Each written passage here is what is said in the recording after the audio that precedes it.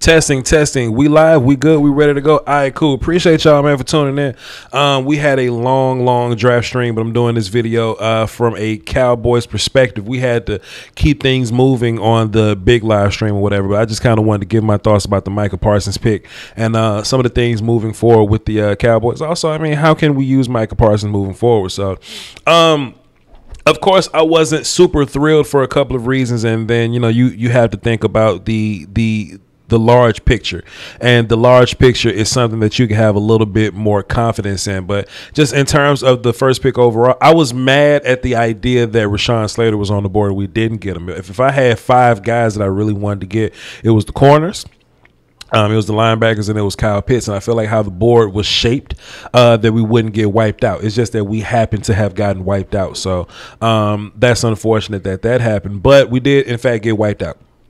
What ended up happening is that by the time we got to the 10th overall pick, Parsons and Rashawn Slater was on the board. And in my mind, let's just go get Slater and just move on with our life. But they both were there. But we traded back to get an additional pick that ended up being the 84th pick from the Eagles. So they traded up to get Devontae Smith.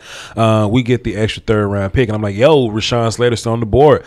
Let's get him. Let's party. We got an extra pick, and we get to keep our due. And we ended up getting Micah Parsons. Now, I was upset in the way that I guess I had so much built up excitement on the idea that we could get an extra pick and Rashawn Slater, but the fact that we got Micah Parsons, listen, man, it could have been worse. It's just that, how I set my board up. I set my board up based on my likes in particular. And I can always be wrong about anything, but I'm very much so floor guy. And when you think about Micah Parsons, he's not necessarily the most floor linebacker guy. I think Jeremiah Owusu-Koramoah is a better floor guy. I think Nick Bolton is a better floor guy. I think Zaven Collins is a better floor guy. But when we think about Micah Parsons, he's the guy that has the upside. Now, I'm not the biggest upside guy in the world. I want a guy with high floor and high upside that I can get a little bit more from later. But the whole Parsons thing just kind of feels like a dice roll to me, or just prior to this, taking the idea of taking Parsons felt like a dice roll because of his particular skill set. And let's talk about his skill set, right? In terms of athleticism, it ain't even close, right? 4.3 40. I don't think that's his real 40. I think that's like a pro day COVID 40 or something like that. So in real life, he's a 4.4 athlete, but that's still pretty incredible. Big size. I like how he navigates within the line. He can bang with offensive linemen and still not look small in there. There's some other linebackers in this class that run into an offensive lineman, and then next thing you know, they just hit the ground because they don't deal with offensive line very well. So I like that he can dabble with the big boys. Plus, he's physical. I like him as a pass rusher, but we got to put context in pass rusher, right? There are some people that was thinking he's some Von Miller type character. I don't think he's a Von Miller type character. Now, I'm going to scour his film over the next few weeks or so, because that's what we do. Like, I watch all the film prior to it, but when you land on my team, I got to watch every single rep that you had, so I can be super critical. And I just want to find all the pass rush reps just to see what I can get from him. Now I'll probably make an additional film session from that, just looking only at Micah Parsons pass rush reps or whatnot, but we'll just go from there, and whatever we get from it, we'll just see. But I don't think that he's some Von Miller type pass rusher that they were trying to sell us on. But I do think he's a really good blitzing linebacker, kind of like Jalen Smith was, right? If you think about Jalen Smith, I think Micah Parsons and Jalen have some similarities, right? But I don't want people to think that Micah Parsons is Jalen Smith now.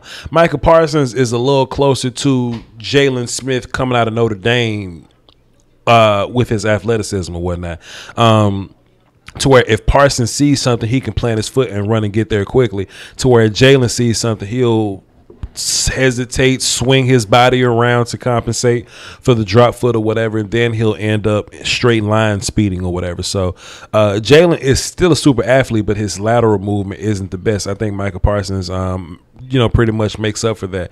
The downside to Micah Parsons is his mental processing, right? You watch a handful of these games, like Micah Parsons' best game was the bowl game versus Memphis, right? And they may have been Memphis may have been outmatched playing against Penn State that year, but whatever. But Micah Parsons tore Memphis up alone by himself. He was incredible by himself in that class. I mean, the other Penn State children were great, but Micah Parsons was an animal in that game. But and if you look at some of the other teams that he played against, you would see if they were a traditional style offense, Micah Parsons was incredible there. So let's just give him credit for being great in that way. But the teams that had a bunch of pre-snap motion, the teams that did a lot of read option stuff, you take a look at the Ohio State game. It'll give you a really big idea of, or rather a clear idea about how Micah Parsons is going to be versus these read options or whatever. Now, everybody's not going to be a read option team. I actually feel confident about Micah Parsons if he's going up against a traditional zone style offense, because that's what we saw him. But when you bring read option into the picture, you bring the misdirection into the picture, then that's where we're going to have some problems. I had Micah Parsons ranked down my board because I felt like he was going to have issues with misdirection. Pardon me. I felt like he was going to have some issues with misdirection and pre-snap motion or whatever. And there's a lot of that going on in the league right now. And I had him down the list because there were linebackers that deal with pre-snap motion a little better than him. But the whole idea of Micah Parsons just being a linebacker, like a running hit type of dude, he's definitely a running hit type of dude. Now, where does he fit Dallas in particular? How long I got? Because I want to make sure I'm not rambling too long for y'all. 6 minutes, that's fine. Where I think he fits is interesting because Sean Lee isn't here anymore. And I think you do have the option to not pick up Van Der Esch's fifth-year option. I don't even think Jalen Smith's career is set in stone as a Cowboy or whatnot. So linebacker clearly was a need or whatever. And I do ultimately like the fact that we're helping this defense somehow. I would have preferred offensive line, Sewell, Slater, or even the whole Pitts conversation. I would have preferred those guys because I just simply feel like they were better players. But without a doubt, we're making steps to address the defense. Now, how much better do we get on defense? I don't know how much better Micah Parsons is than Jalen Smith and Van Der Esch day one. I'm not really sure where I stand on that. I guess I would have to think about that a little bit more. But if I had to put Micah Parsons anywhere day one, if he has problems processing, then I'm going to put him in situations where he's processing least. So I'm going to let him one gap. I'm going to let him, Micah Parsons, you're responsible for B gap. Penetrate and play B gap. Yes, sir. I'm going to penetrate and play B gap. And when he's doing that, I think he's just fine. If he's playing Sam linebacker, if he's blitzing, if he's doing things along that nature, he's cool. If he's playing Mike linebacker, he got to make the calls. He's the green dot helmet dude, and he's got to line there. I don't think he should be that year one. If he develops into that guy, then we'll be fine. We'll be good to go. I don't have a problem with that. But I just want Micah Parsons to be in a situation where he's going to be comfortable. I want him to be in a situation where he can just run and fly. Also, I think the fact that we have Micah Parsons now, that means we really got to get defensive line.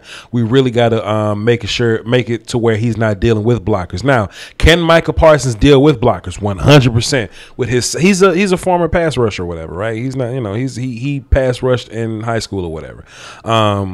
So he can deal with offensive linemen pretty well, but just in terms of his linebacking ability, I would like for us to make sure our D line is as pristine as we could possibly get it in order to keep Micah Parsons clear. So we'll see what's going to happen day two. I just wanted to drop this video to give my thoughts and opinions on Micah Parsons and man, I wasn't feeling the whole off-ball linebacker thing earlier. I wasn't feeling that whole thing. But sometimes what you gotta do is you gotta look at the draft class as a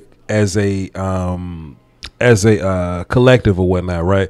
So I may not have been the most thrilled about the Micah Parsons pick, but if you take a look at Parsons and the entire class is great. Like, if we really hit on this second round pick and these 3 third-round picks, then the Parsons pick looks a lot better. Then at that point, where you drafted doesn't matter. It's just this group of guys. What are they going to do for your team altogether?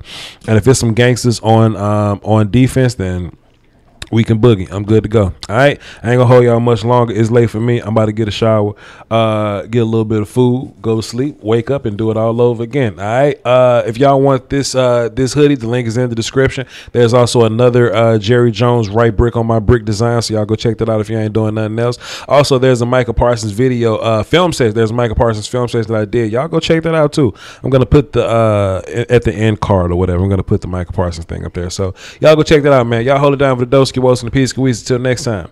Peace.